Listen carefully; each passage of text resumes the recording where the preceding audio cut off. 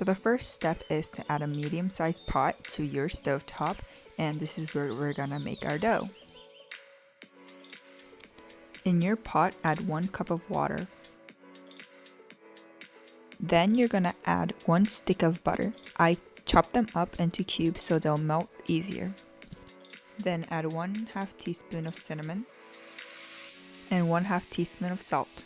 Then you're gonna turn on your heat to high heat. Then grab a wooden spoon and stir while it's boiling. Keep stirring.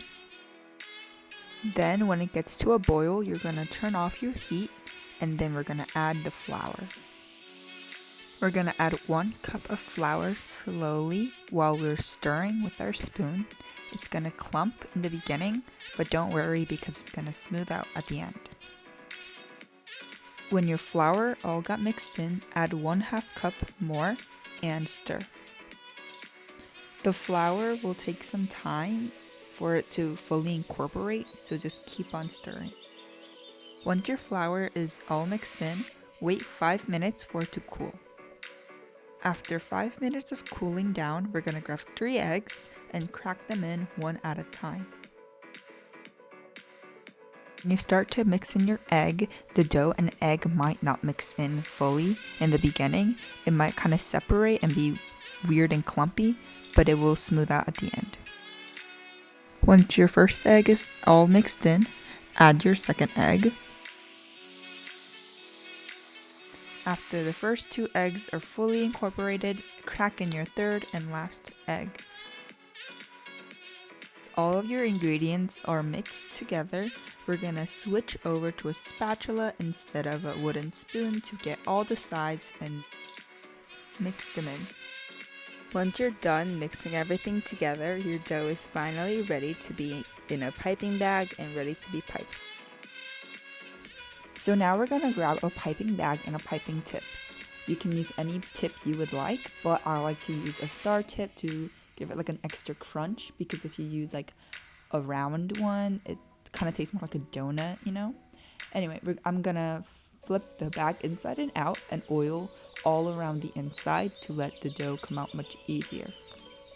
And now when we're done oiling the bag, I'm just gonna flip it to the correct way, and we're gonna cut a little tip of the piping bag out so the nozzle can stick out, and now we can add our dough in. So now we're gonna grab some of the dough and put it in the piping bag. I'm not gonna put all my dough in my bag, maybe like a little more than half, because honestly there's not enough room in my bag. So I'm just gonna grab some of the dough and put it in and get ready to fry it.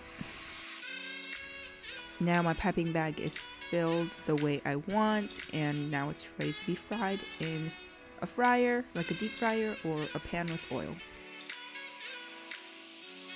And now since our dough is ready to go, we're ready to fry it. You can use a pan with some oil, you can use an air fryer, or you can use a deep fryer. I have a deep fryer handy, so I'm just gonna use that.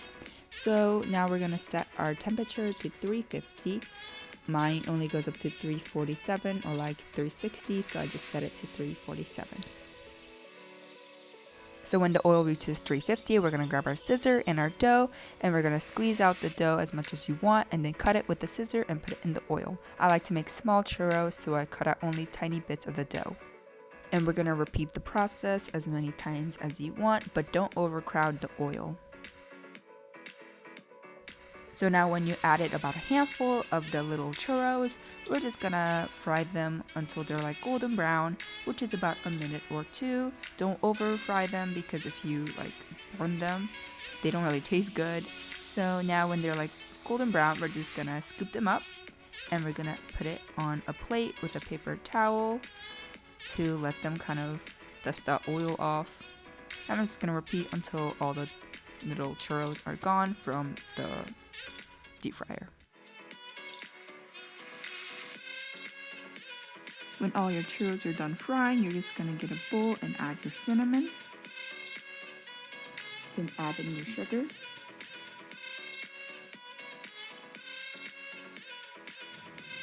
Then mix it all up, and you have your sugar ready for your churros. Now this is me just adding my churros to my sugar bowl, and I'm just gonna gently coat them in sugar and put them next to that clean plate.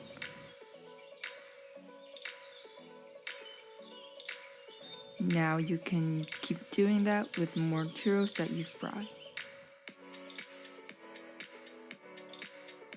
Now once you're done frying and coating your churros, you can eat them all or share or do whatever you want because you're done and you finished your churros. Yay! Thank you for watching. See you next time.